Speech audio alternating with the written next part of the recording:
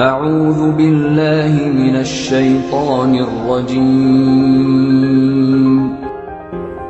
Bismillahirrahmanirrahim. Silsilah alam atau tambo alam. Tarekat tuo tambo alam pengajian tubuh.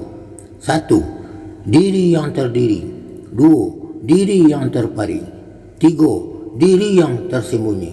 4. Diri yang sabananya diri. Nan nampak tersabut di atas itulah waris nan dijawab manusia di duniaku. Jadi kita manusia seluruh duniaku adalah bersaudara, khususnya di negara kita Indonesia yang dicintaiku. Marilah kita bahu-membahu berbimbing tangan membangun Indonesia tercintaku. Bulatkan tekad, kuatkan semangat, teguhkan iman. Bersatu itu teguh, bercerai-berai itu pasti runtuh.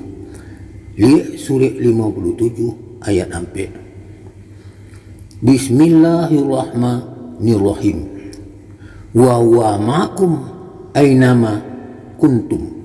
Artinya, Dianya Allah beserta kamu barang di mana kamu. Setitik jadikan lawi, sebingkah jadikan gunung. Sekian, wassalamualaikum warahmatullahi wabarakatuh.